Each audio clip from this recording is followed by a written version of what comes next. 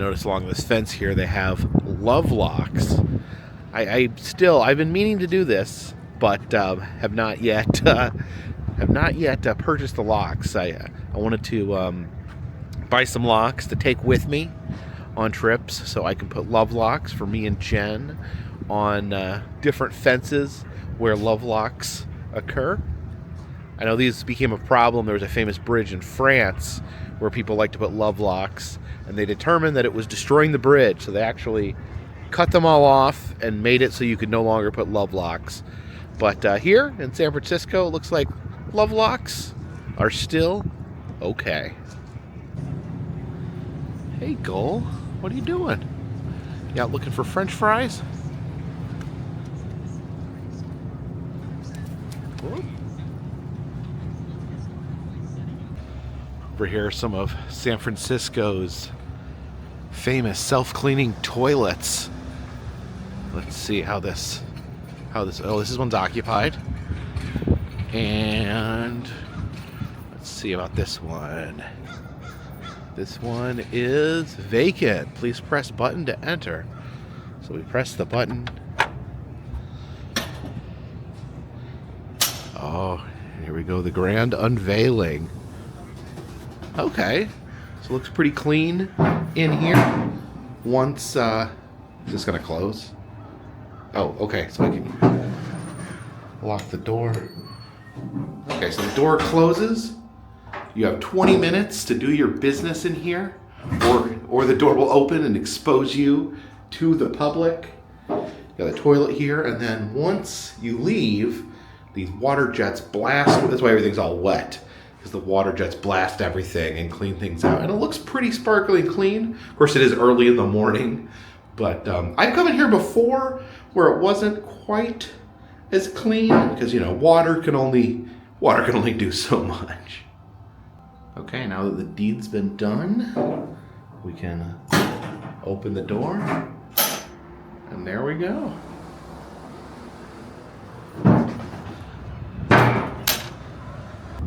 We're over here at Pier 41. We're going to be taking the blue and gold fleet out for our tour. You can see some of the boats here that will be taking us out. I guess there's separate fleets of boats that take you out on cruises. Okay, I think I hear sea lions. Let's go see if there's, you can hear them barking. Let's go see if we got some sea lions over here. Oh, look at this. There's a whole pack of them in the water there. They're all swimming around. I think that guy there is trying to scare them away from the dock. They actually are bad to like pile on the docks or pile in people's boats and make the boats sink. So I think, yeah, that guy there is just trying to run them off because they're being a nuisance. But now they're just happily just floating around in the water. Oh, look, that one's got his fin up. He's waving at us. Now, my boat's supposed to leave at 11. I'm not entirely sure where I check in at. Yeah, I'm trying to figure out where I need to be. There was no one over there at Pier 41. I looked at my email and it said be to Pier 39. So I'm walking over there. Although the boats appear to be over there. So I don't know what's happening. We're gonna go to Pier 39 and see if we get this straightened out. Okay, I walked over here to the red and white fleet. This is different. There's a raven right there, a sea raven. You know, here at the seashore, the ravens and the seagulls push each other inward and outward. But yeah, we gotta find our boat. The nice lady from the red and white fleet told me that I wasn't down far enough. She said it's not these boats here. I gotta go down a little further. I think I still have time, so we should be good. Yes, they said these were not the boats that I was looking for, that it's down a little bit further. And here we go. Here's the boats we were looking for, the blue and gold fleet. Those other two were kind of rusty. Maybe they're retired. But yeah, this is where we're supposed to be. You're supposed to be a little bit further. If I would have just walked, yeah, see the other boats are right there. I would have just walked a little bit more. I would have found it here. All right, getting ready to board our vessel. This is the Golden Bear here, but actually it looks like we're going to be in this next boat. Oh, the boat is the Oski.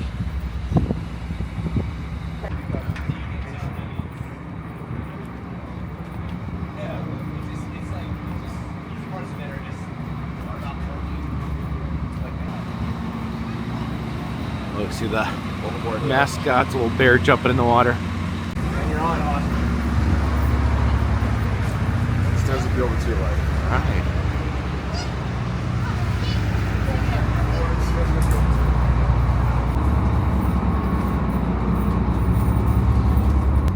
Okay, so there's like an inside area here with like tables almost set up like a cafeteria, and then go outside the boat here to get fresh air. You can see Alcatraz across the way there. And those barking sea lions. Oh, there's actually another floor up here. The top floor, I guess, probably has the best views of the bay. It looks like we're getting started. You can see the water there at the back. Well, it's pretty nice. The boat itself, not too crowded, plenty of empty seats, so we can move around and get different views as we sail out into the bay. All right, pulling out here. Looks like we're doing a 3-point turn.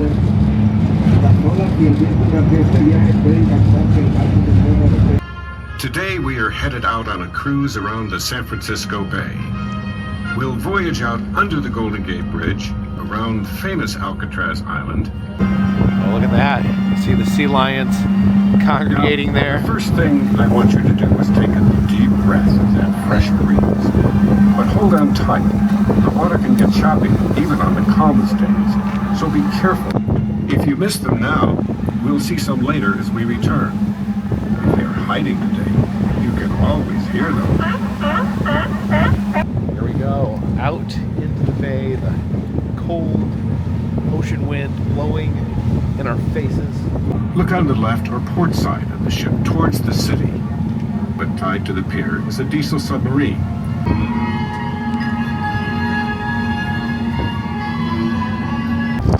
We're headed straight towards the Golden Gate Bridge. There's a red and white fleet. Red door. Those are the piers of Fort Mason.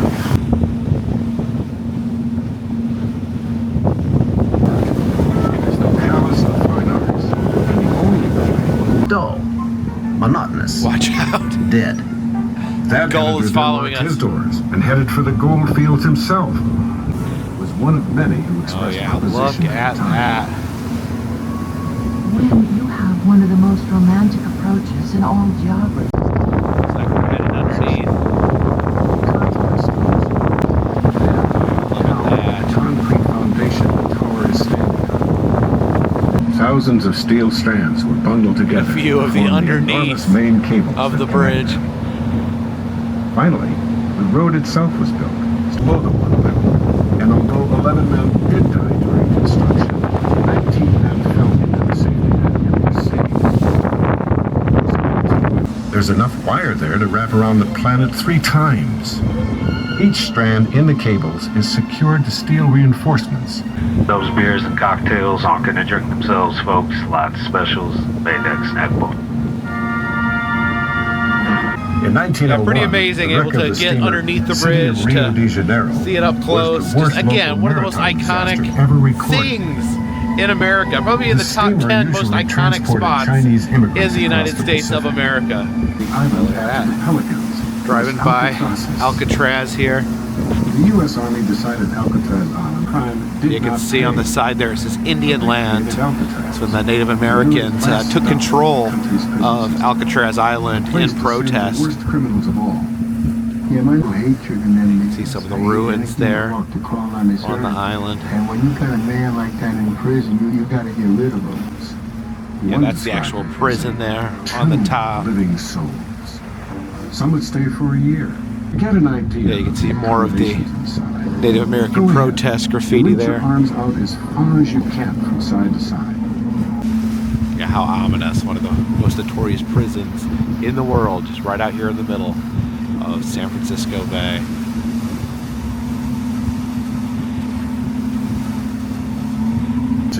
than the Great Pyramid of Cheops in Egypt, and it contains more concrete than the Empire State Building.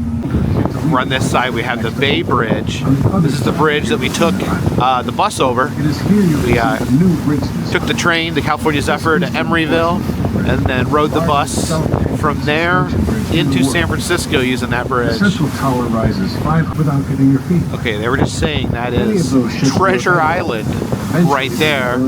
It's an artificial island built for the San Francisco World's Fair. Quite literally would bolt out of fancy formal Ferris wheels with fire lines. Pulling back into the dock. Little sailboat off here to the side.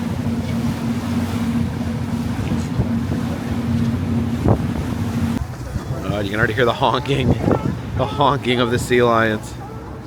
Apparently, they were saying on the tour that the sea lions were actually showed up here after they were displaced by an earthquake and have stayed here ever since. You can see them all crowded right there. Oh.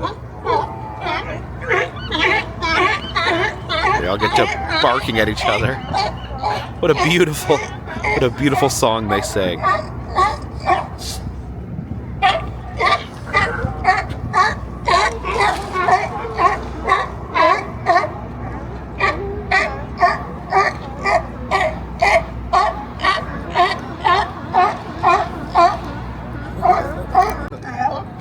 Looks like this guy, his job is to manage the sea lions on the dock. Oh, I guess he blocks them to keep them from getting up on the dock and bothering people. Yeah, because it apparently can be a problem when they get in people's boats. They'll all pile in one boat, and the boat will sink.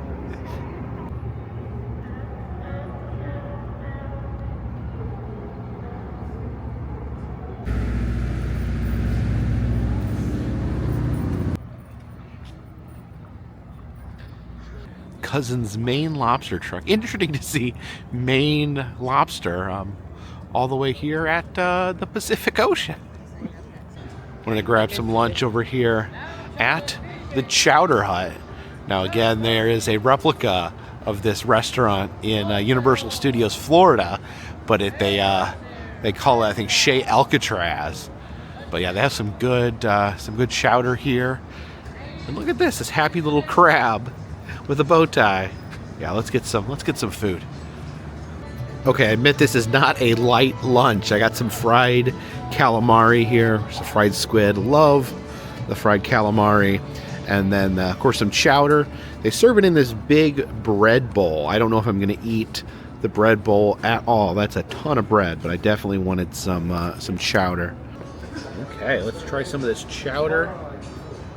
I love a good clam chowder. I love seafood. That is so tasty. It's so delicious. I don't know if I need this bread, but the chowder is good. Try a piece of that calamari here. Oh, there we go. Amazing the seafood you can get here.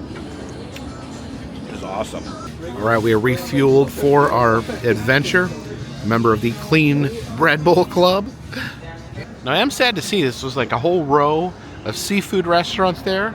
There's still some open. A couple of them are open down that way.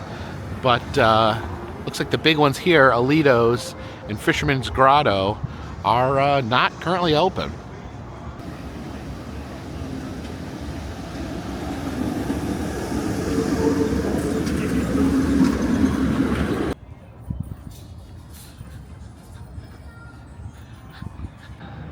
So we're going to be invoking the EM rule and checking out the Trollson Marmor Museum of the Eye. This is an eyeball museum here in San Francisco. We start here with a giant eyeball. Yeah, you can see the optic nerve back there. So we encircle the giant eyeball here.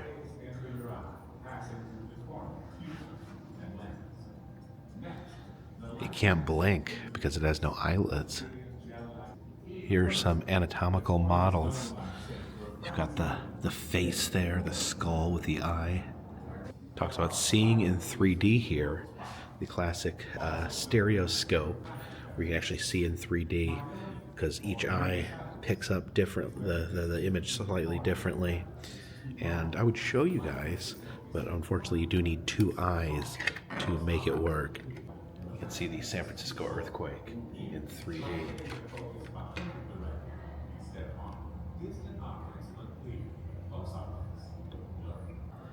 This machine here is the Barracker Certimelius Croalate.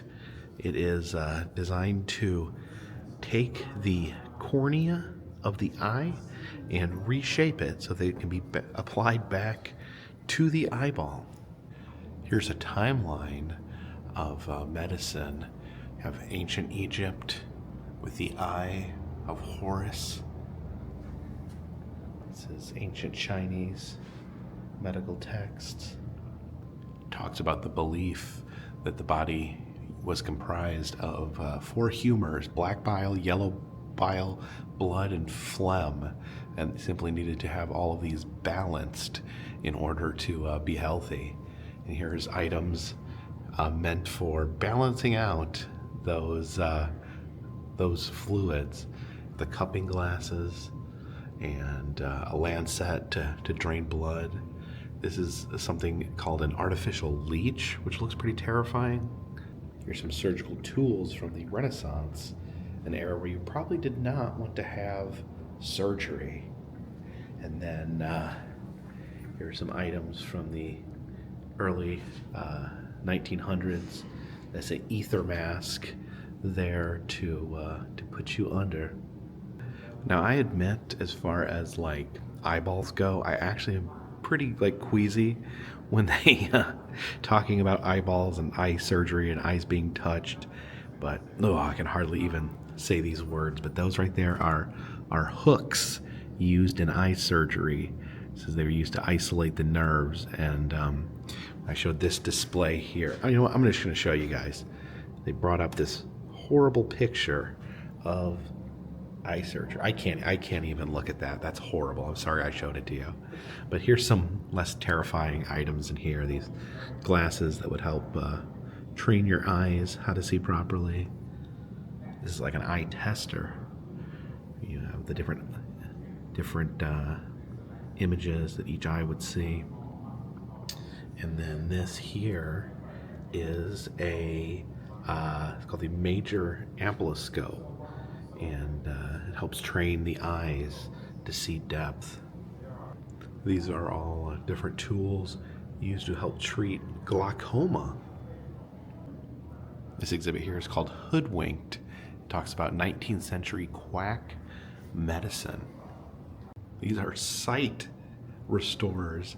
These are items that supposedly exercise your eyes and alleviate bad vision. So I guess I thought they were like binoculars at first, but you actually like let them cup onto your eyes, which not only is that not helpful, that seems like it could really be dangerous to your eyeballs. Like this one up here has like a crank on the front, so you shove it on your eyeballs and turn the crank. That is horrifying. Oh my gosh. And look at this one here. This is an eye vibrator. It's a vibrating wand that you actually stick onto your eyeball and massage it with a vibrating motion. These sounds like good ways to blind yourself instead of actually cure sight. Here's different eye ointment, eye salve that obviously did not do anything effective. Look at that image there, that terrifying face poking himself in the eye. And then down here, these are called eye cups. So you would put like eye wash in them and then shove your eyeball into the cup. I don't like any of this. This in the middle is a coagulating machine. Now, I've seen variations of this before where it uses like electricity and ultraviolet light to supposedly cure anything. But this here actually has one specifically for your eyeballs. You put this electrified glass onto your eyeballs to help help cure your vision. These are surgeon's glasses that would be used actually while doing surgery. So not not to cure your vision, but to help you do surgery on someone else's eyeballs. Now here's a photo op here where you can get your photo in front of this wall of glass eyes.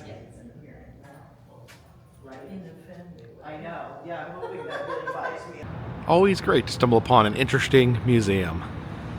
See the Giraldi sign there at Giraldi Square. They also have a replica of this at Universal Studios Florida. All right, I think we're gonna head a little deeper into the city, so I think it is time once again to hop aboard a cable car. And our chariot awaits. Let's grab us a ledge. Off we go. We're actually headed from one turnaround station there all the way to the other turnaround station on the opposite side of the city. Oh, we're going uphill.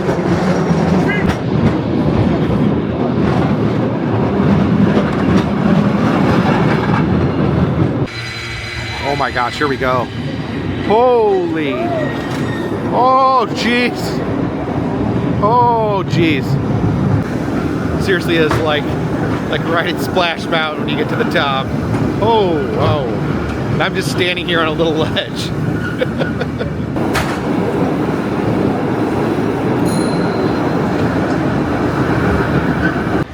The Golden Gate Grill here.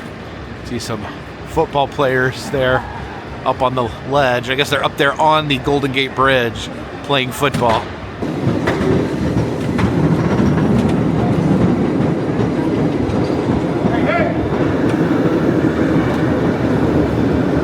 Okay, so we got dropped off here at the turnaround, went from one turnaround to another, but I still wanted to go a little further into the city, but the cable line actually ends right here, so we're gonna have to find another way to continue on. And since the pass I got not only covers the cable cars, the street cars, it also covers the buses, so I'm gonna try to hop a bus to head further into the city. The streetcar won't get us where we're going. We gotta wait for the bus. Oh, is this our bus right here? Apparently not, because it did not stop.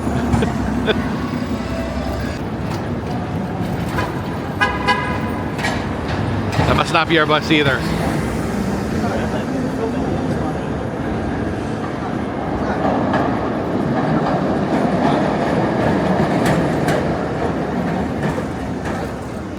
Okay, we are waiting for the 5R, which should be here in 6 minutes. All right, here's our Huckleberry. It's a long bus. You can see this big, joint in the middle where the bus can turn. So that enables it to be way longer than a normal bus. All right, so just about a short 9-minute bus ride to where we're headed.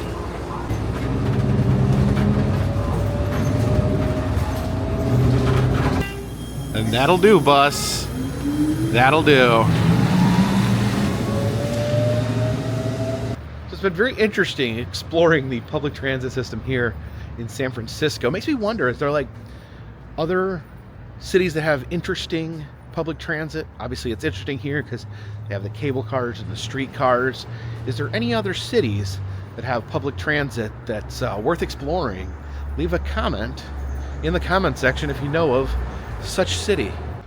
There's a famous row of Victorian houses here known as the Painted Ladies. Right behind me is Alamo Park.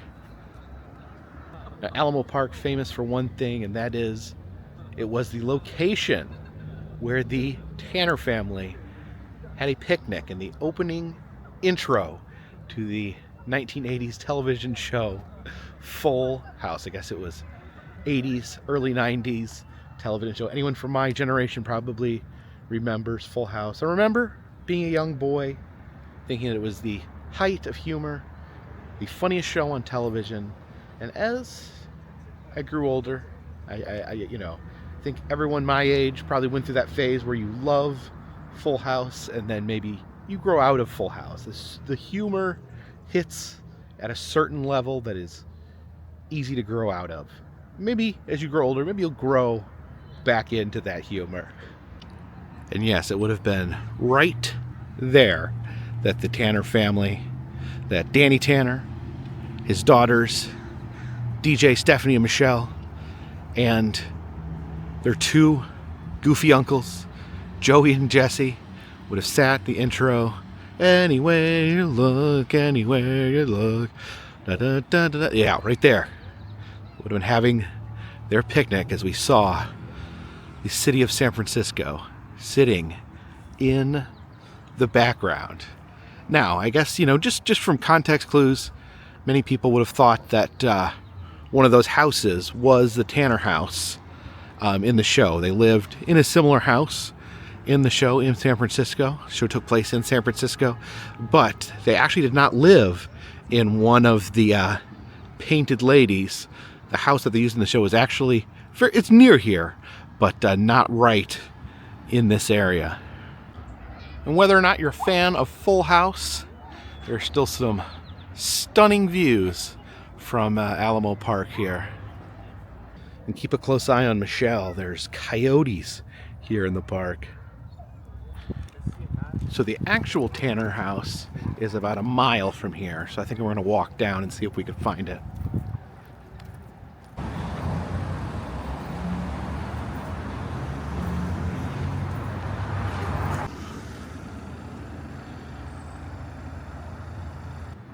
And here we are, and there it is. That house right there is the Tanner house. The house from Full House. That is a very full house right there. Of course, all the inside shots, all the misadventures that occurred within were shot on a sound stage, probably in Los Angeles. But whenever they showed the outside of the house, whenever they showed the exterior, and whenever they came back from a commercial break and panned in on the house, it would have been this house right here. See, I get a little bit of a closer look here. And you can see it does say private home. Please be respectful and quiet, no trespassing. So stay off the porch. Don't bother the nice people that live inside. Don't shout catchphrases from the show. Like, what do you say? Cut it out. Or many of the other. Don't be wooed.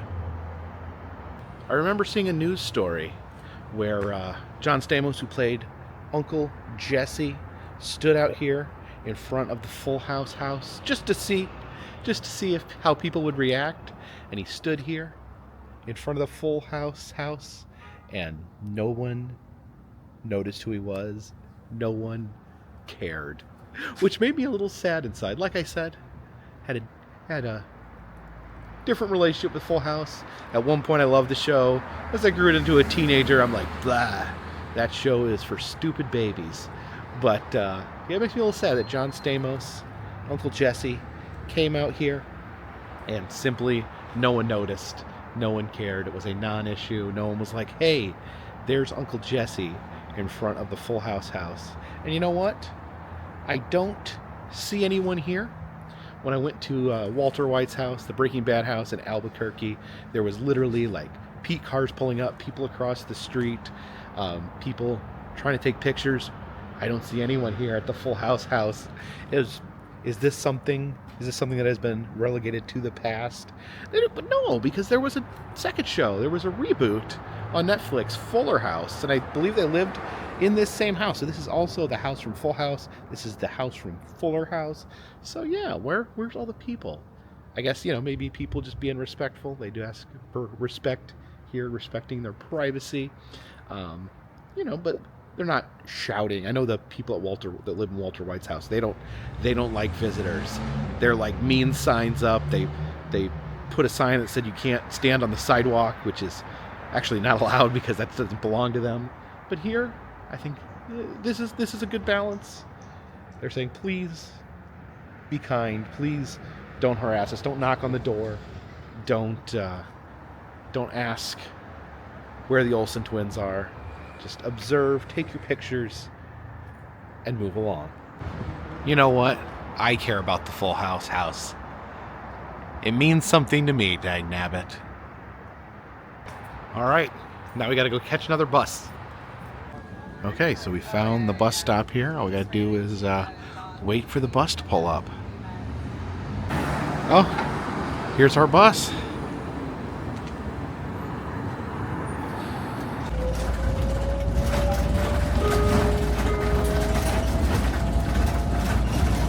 Okay, so the bus stopped, and they said, last stop, and they made everyone get off the bus, and I'm not yet to my destination. I don't know if this is just something that happens. I guess when a bus is done busing, they just kick everyone off. I guess I just wait here for the next bus, maybe?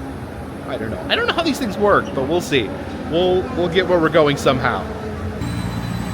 Still learning my way to navigate public transportation. We'll figure it out. Okay, here's our replacement bus. Yay!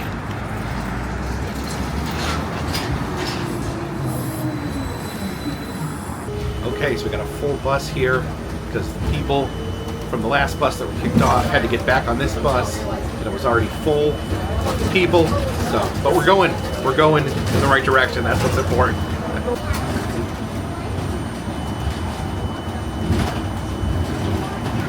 Okay, so now we gotta switch buses. Got off this bus, and there's another bus station over here. Gonna get on that bus, and that will take us to our destination. Oh, look what I spotted over here. This is a Lincoln Highway marker. Not very many of these left in the wild. Actually showed one recently in Valparaiso, Indiana, my hometown. And a couple years ago, I drove all the way from Times Square in New York to San Francisco using the Lincoln Highway. So very cool. I didn't see this last time I was coming through, but always cool to see a Lincoln Highway marker out in the wild. And here it is, our final bus.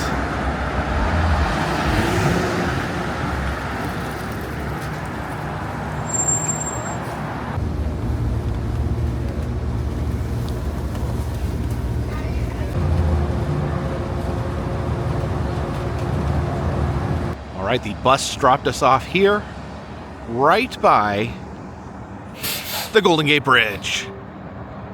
There's warnings right here. Your car window will be smashed. So that makes me happy that I arrived here on bus, because the bus windows are not my responsibility.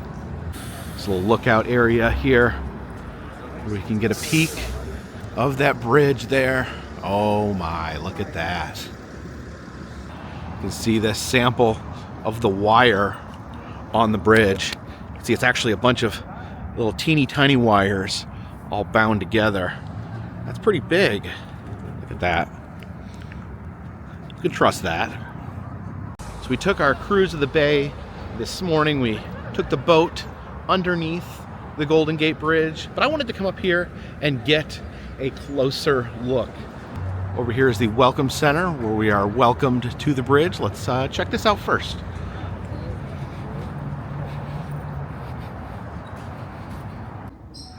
This is a fog globe of the bridge. So it's not a snow globe, it's a fog globe. It's all foggy here in San Francisco.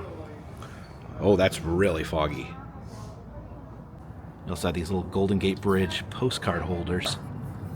Yeah, all sorts of mini bridges. Here's an original toll collector for the bridge.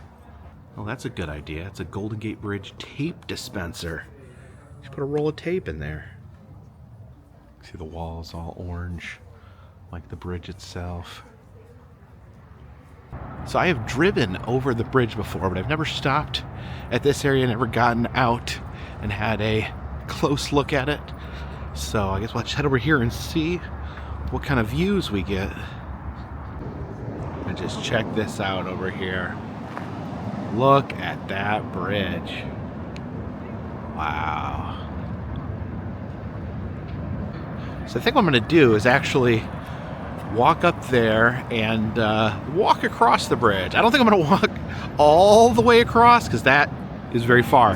But at least walk onto the bridge Okay, so over there is the toll booth for people getting off the bridge. And here is where we can actually walk out onto the bridge itself. Oh, and I just noticed this. You see crisis counseling. You can call that number if you're having trouble. Of course, there's a very good reason why they have this right here. Because on this bridge that I'm walking out onto right now, this is one of the largest locations for people to come when they are when they're not feeling well, when they are making the decision to do something drastic. This is probably the #1 spot for that, for people who you know, are having a rough time and just can't seem to go on. So they will come out here and make a very rash and unfortunate decision.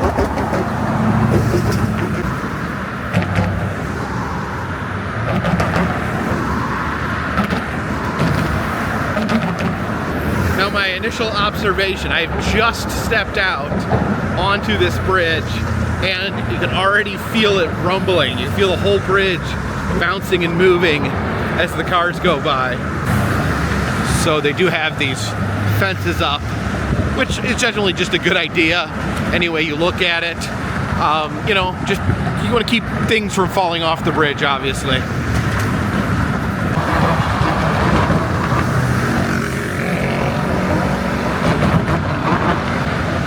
These little lookout areas here, we can take a peek out towards San Francisco. Now, this bridge is so iconic. I've seen it so many times in television or film. Just amazing actually being able to walk on the bridge itself. You see the big cord right there. We saw that bisected earlier when we first arrived. And they have this razor wire up here. They don't want anyone climbing. And even if you get past this razor wire, there's like another mini razor wire fence up there at the top, or halfway up the wire. Oh, look at this. The fencing ends right here. So you can just look right over the edge. There's some bridge police, actually bridge patrol. I guess just driving up and down, making sure everyone is safe. Yeah, as we get closer and closer to these towers, it just really makes me feel small. Oh, but I didn't notice this at first. There's actually a net under the bridge. If they catch anyone who falls, accidentally or otherwise. Yeah, this tower here, it's like the size of a skyscraper by itself.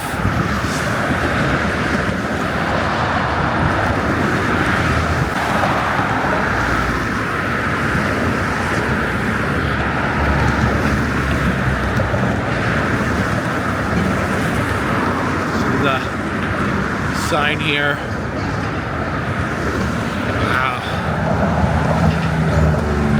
Crazy.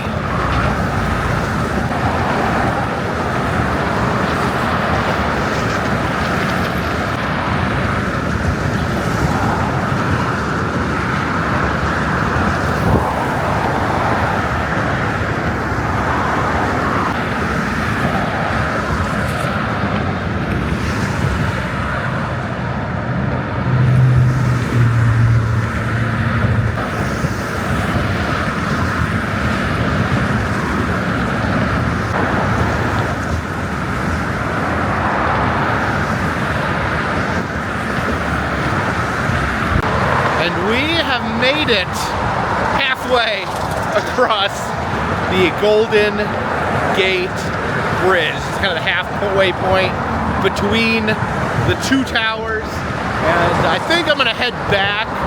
It's quite a long walk out here. I mean, it's absolute breathtaking views.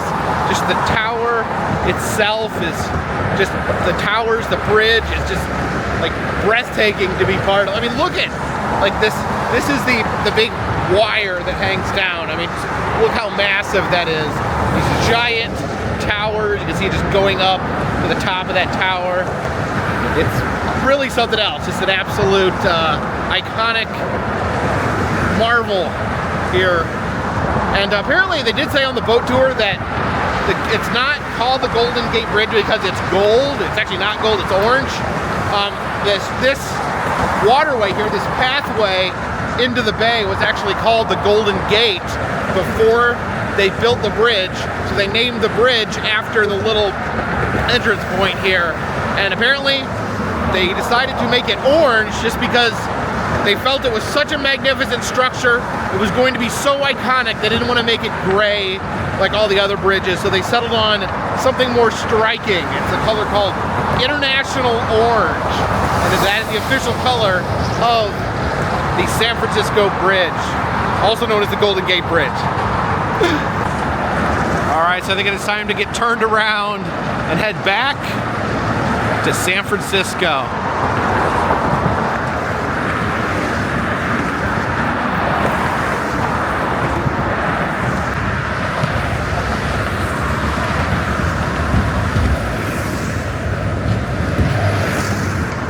Oh, there's my tour boat. That's the boat we were on this morning, the Blue and Gold Tours. Looks like they're getting ready to head underneath the bridge.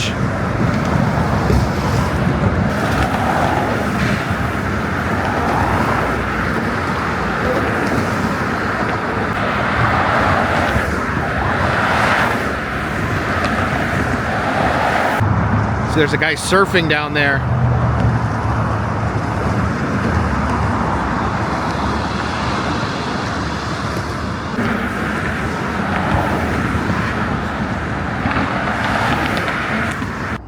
There's some outdoor exhibits here. This one shows how the bridge was reinforced. You can see it wobbles there, but they actually added a portion onto the bottom, which made it significantly less wobbly.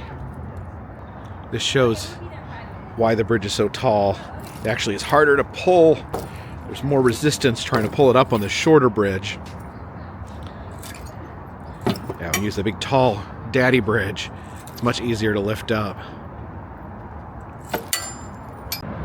Looks like this path here can actually take us under the bridge to the other side. Over here you can actually walk right under it. Get a different view down here of all the innards under the bridge. Yeah, over here you can see the side of the bridge that no one ever sees, also known as the dark side of the bridge. I think this guy down here may have it all figured out.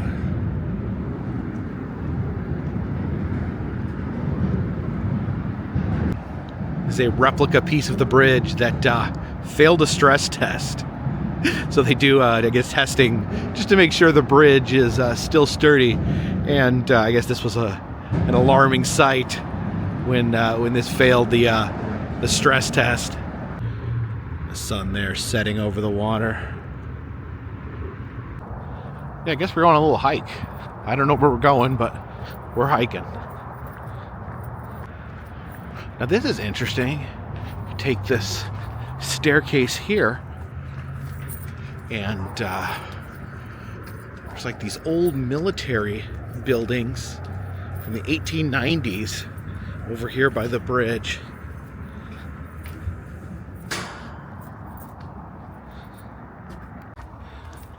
Oh yeah, this is really interesting.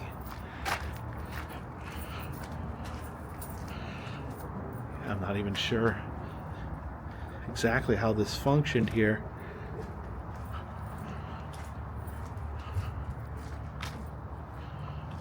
Oh, can we go down in there? Only one way to find out. Yeah, going down the stairs here. There's some stairs down here. Let's see, let's just take a peek. Take a peek down here, why not? What's down here?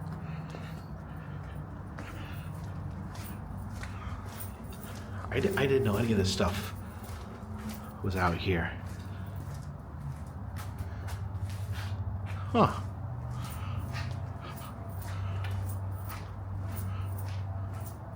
Or what's behind that door?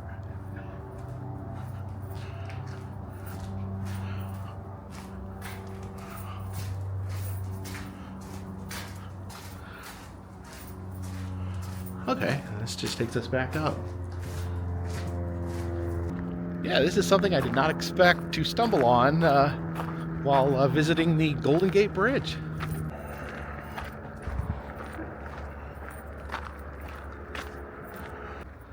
Here's another one. We'll head up top.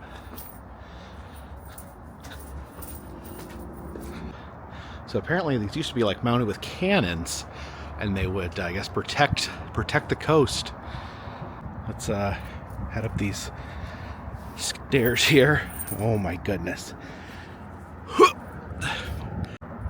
Oh yeah, you get a unique view of the bridge from up here.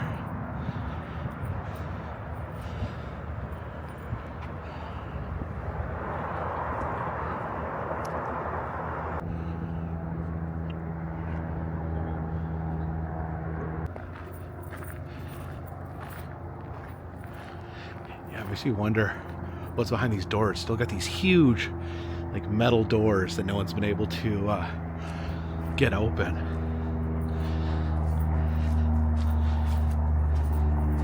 Oh, look at the bars on this. What's in there? Oh, it's a bunch of garbage.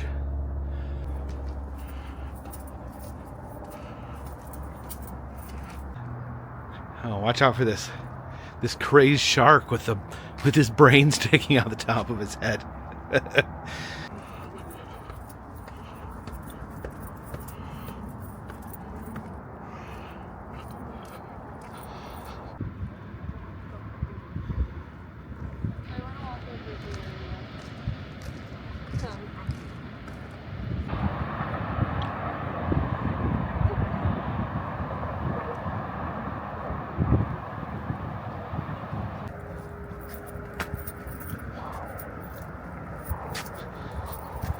It's another wonderful day here in San Francisco. We got to sail underneath the Golden Gate Bridge. We got to walk on top of the Golden Gate Bridge. I think, and I'm trying to remember, I think there may have been an eyeball museum mixed in somewhere there, but I gotta get back to the bridge and figure out how I'm gonna get a bus back to my hotel. But I wanted to thank you guys for coming along with me here on this great adventure, traveling across country in a train, staying within the city of San Francisco, and having you guys with me means the world to me. So thank you.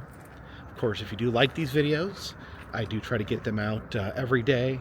If you would like to subscribe, it'll notify you when that happens.